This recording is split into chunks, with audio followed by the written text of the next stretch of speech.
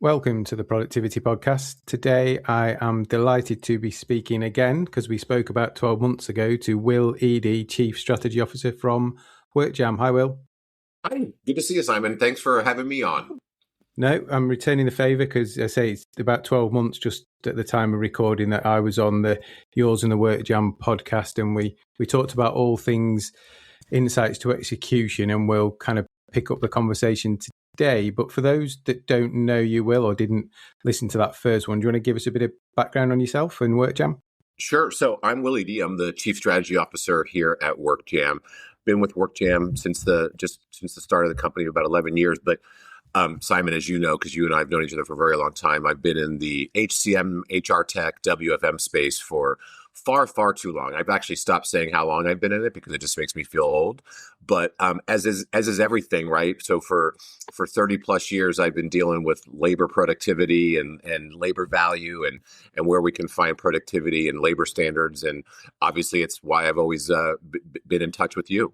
And then obviously here at WorkJam, we are focused very heavily on the frontline worker and, the space where that labor comes to fruition in the front line. And so WorkJam is a frontline operations platform that sort of brings all of those different aspects of, employee self-service, task management, learning in the flow of work, communications, knowledge management, all to the front. Perfect. So when we talked 12 months-ish ago, it was around this kind of shift about insights to execution. So it's great giving people insight, but actually how do you get stuff done? And I remember part of the conversation was around productivities back on the agenda for all retail, hospitality, well, in any organization, I suppose, really. And it's still right up there, number one or number two, I assume, on every boardroom's conversation agenda is around cost, which therefore equals productivity efficiency. So it's been there for a while. What have you seen since we last spoke that means it's still that critical topic? Yeah, I think, so when you and I spoke about it 12 months ago, we were kind of talking about coming out of that post-pandemic where everyone was very focused on engagement because they had to be, right? One, employers want to be good employers and they want their teams to be highly engaged. But also you had to have high engagement because there was hard to find people, right? Everybody had jobs. Unemployment was very, very low and they really needed to go out of their way to make sure people were happy. None of that has gone away. But I think what they learned, my biggest takeaway in the past 12 months is that people are starting to realize that productivity actually can drive engagement. Because when you're actually figuring out how to properly get things done in a frontline organization, in a frontline environment at a site or a store, that people, when they know what they're supposed to do, when they can understand what expectations are being measured against, that actually drives engagement. And I always like to tie it to, I always do, but I just went back and reread the Rethink Productivity 2026 report that you guys came out with not too long ago. And I still think that one of the things we're seeing is that as people continue to optimize their frontline operations, they are realizing the amount of time or productivity or whatever. I think in your report, you said that they're still wasting the equivalent of almost one working day every week, right? I mean, that's a huge number. So when you can figure out how to orchestrate that frontline and drive that productivity, that labor dollars isn't necessarily being cut, it's being reinvested somewhere else, whether it's in technology, whether it's in another person, whether it's in a new process, whether it's in new hardware, whatever it might be. So to drive productivity, I think it ends up being the most important thing for companies to capture both top line growth and bottom line savings. I mean, do you kind of agree with what you're seeing? Yeah, absolutely. Yeah, the report was about, well, it's in pounds, unfortunately, not dollars for you, but £6.25 billion opportunity plays into our kind of 6 golden rules, which we've talked around on other podcasts. But certainly in there, it's around, typically 26 to 30 hours per week saving in there, so it's almost a day a week per full-time employee is around that missed opportunity of engagement, driving the right results, etc. So it's huge, and that's just focusing on the UK. So clearly it'll be bigger in the States, bigger across verticals outside retail as well. Well, and I love you bring it to the 6 golden rules, and I listened to that podcast, and I really obviously liked it. But one of the things I love when you read the report is the way you guys sort of have the 6 golden rules in a wheel, right? Starting from 1 to 6, and it goes around. Yep. And And I think you've seen, we've just launched, our fairly big, a fairly big vision statement on where we think AI is going in the front line. And I've also sort of visualized it as a wheel where, you kind of start with data and what data is being brought in. And then how do you look at that data? And then what do you do with that data? And then how do you execute on what it's done? So I think the way that you guys have mapped those 6 golden rules actually goes in line with how I think things are going. So one of the big places I think AI is taking us for productivity is this whole concept of insight to action. And I'm sure you've seen this. You speak to so many different leaders. But I was speaking to a CIO at a very large retailer, I don't know, about 6 months ago. And she said to me, Will, listen, like everyone's coming to me with AI reports. It's great. Yes, AI is so great at getting us data. She's like, but I have a store manager who's maybe only been a store manager for 3 weeks. She's like, if I just keep inundating him with, hey, here's 3,000 bits of data that come from AI, how do I know that he or she knows what to do with it? He's like, what I'm looking for AI to do is to take all that data, look at historical trends, look at recent trends, and actually give my manager some decision support. Hey, based on these 13 pieces of data, here are some actions you might want to take based on that data, as opposed to just throwing up data from AI. So I think the thing when you talk about like rethinking efficiency, managing capacity intelligently, unlocking self-checkout potential, those are all pieces that come from the, hey, we've noticed that footfall has increased by 35% in the past 3 hours. Maybe now that's time to open the next self-checkout lane, right? Turn it back on because we have to get more throughput. So I think what we're really seeing is that productivity is being tied back, this whole concept of insight to execution.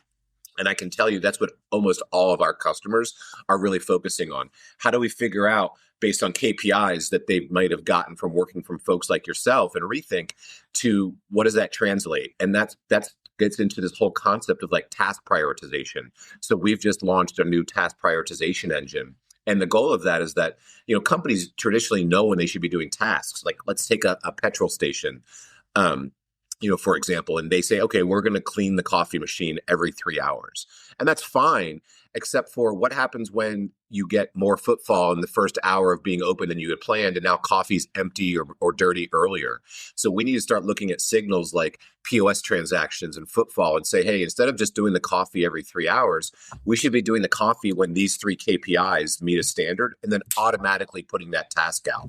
And then we should be able to say, let's measure putting that task out to clean the coffee station against another metric that might actually be more efficient. Like, hey, it's more important to fix the breakfast, the breakfast rolls first, because that's going to get us more money. So I think productivity is coming down to data in terms of throughput, both for product and for people, but taking that data and applying it against labor standards and the capacity that they're managing against, both from a demand and from a schedule standpoint. Sorry, I know that's a lot, but I started thinking about your wheel and how it relates to how I look at AI and the wheel. And I think it all comes together really nicely. Yeah, and it really hits number 2 on our wheel, which is managing capacity intelligently. So managing peaks, troughs, and the capacity cap. And it's interesting because when you were talking there, one thing that went through my mind was, it's great around the prioritizing tasks, and you can come up with a logic of this task more important than that one. But I think what you described there is almost prioritizing the tasks by value add to the customer and value add to the business, which isn't probably a typical way we think about it. It's more, this needs to be done between 8 and 9 because we do it when we're quiet. I mean, right. Like, it's almost like I always say we've added this big omni-channel operating model to stores, but in many cases we're still managing the front line through disconnected tools, right? And heroic managers. And it's why you see, hey, this store is really good because this is a great manager. This store has the same exact product, the same exact labor budget, and the same exact number of people on the roto, but it's not operating as well. Well, it's a new manager or whatever. So when you talk, like what you just said, the real problem is deciding what takes priority.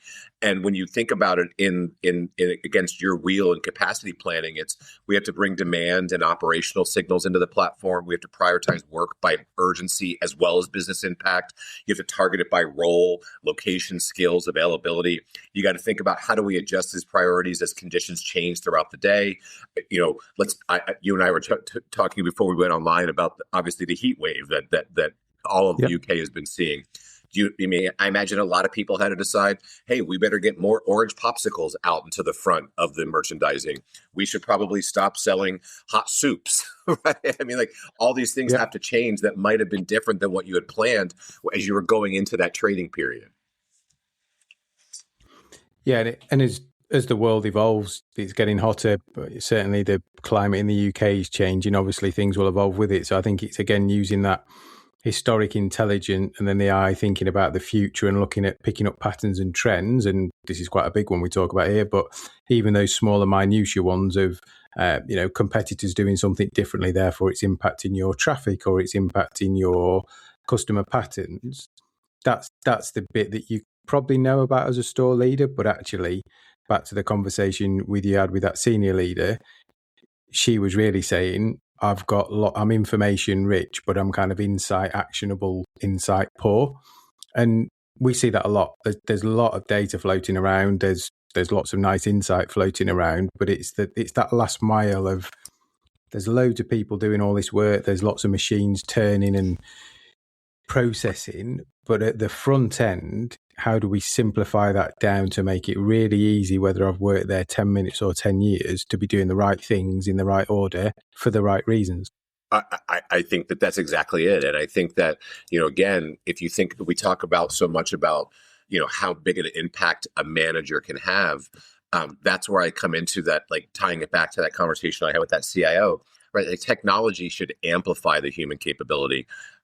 Since you and I have been in the workforce management space for so many years, right? 20 years ago, when sort of optimized workforce management and optimized scheduling became a thing, every great manager in the world, when we first would try to roll out workforce management, would say, you don't know my site as well as I do. So you can't tell me that Becky and Ralph should be working because I know when I write the roto myself that they shouldn't work together.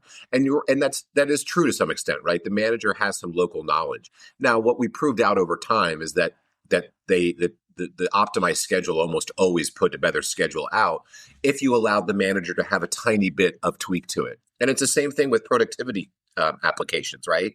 Like Marks and Spencer is a customer there in the UK of WorkJams, and a customer of yours, obviously, you've done a lot of work on.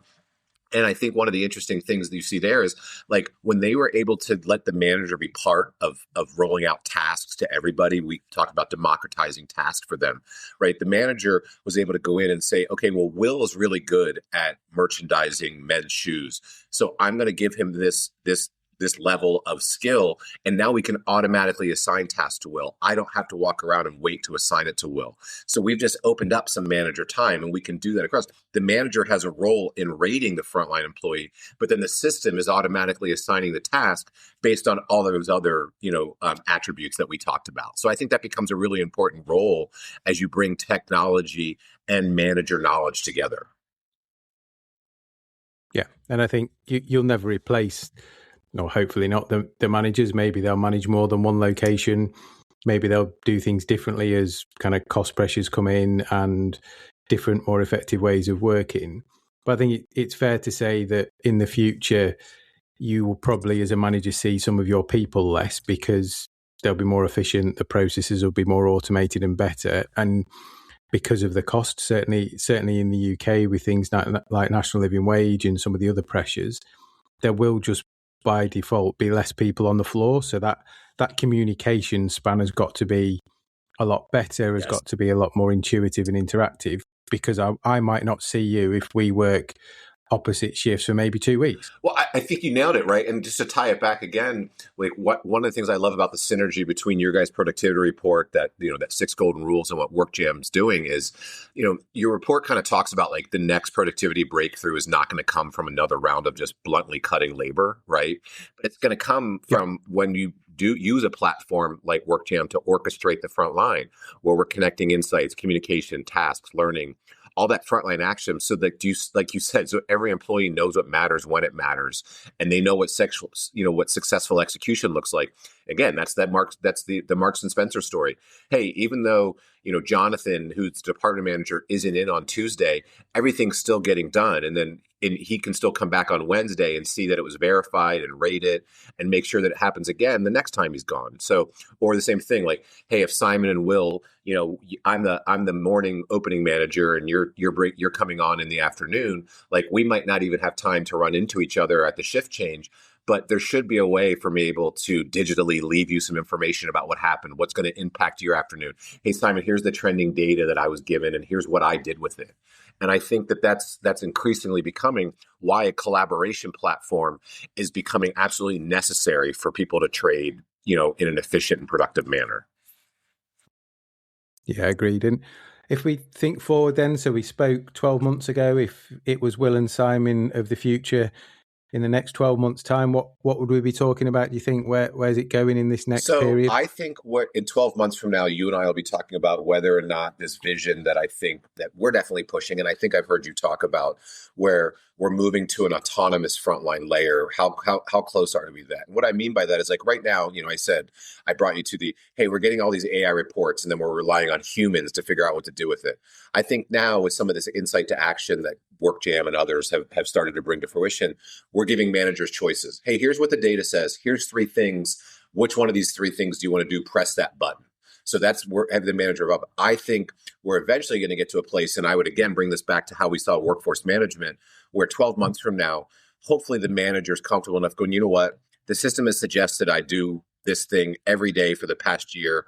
I have always wanted to be the one making the decision, but I always said yes. So let's just let it happen. And I come back to, again, Simon, when we did the first workforce management rollouts, the manager would always change the schedule, right? For 6 months, he or she would change the schedule. And then we'd go back and show them, you really ruined your schedule effectiveness. And they finally just started to trust the schedule. So I think a year from now, we're going to be talking about how AI insights and execution suggestions are going to become more accepted, and that we are moving more to an autonomous model where managers like, you know what, I'd much rather be out serving the customer. I'd much rather be talking to Will about how I can coach him up in customer service. And that manager, we're not going to see less manager involvement. We're going to see more manager involvement with employee satisfaction, employee coaching, and customer satisfaction.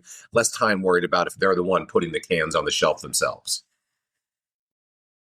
Yeah, no, I agree.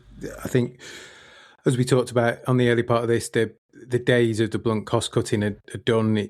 I get people need to manage cost, and there'll be some eloquent ways they can still do it, certainly with the insight and the enhanced data that's presented by lots of organisations. But freeing managers up from expensive shelf filling is critical to drive engagement with colleagues, customers, and then overall performance. But as ever, they only work a certain amount of hours in the week, and most retail outlets, hospitality outlets, convenience are open way more of that. So it's how you leave that kind of breadcrumb trail so that people can follow you in the right way with the information. So yeah, we'll pick up again in 12 months and see if we were right. But I don't, at this moment in time, I don't think we'll be far off. I look forward to it, Simon. Thank you so much. Brilliant. Well, thanks for coming on again, Will. WorkJam are at the Rethink Forum as well on the 10th of September in Birmingham. So over 150 people registered so far. So we'll put that in the show notes so you can register and you can catch up with the team there and continue the conversation. But thanks again, Will, and we'll speak soon.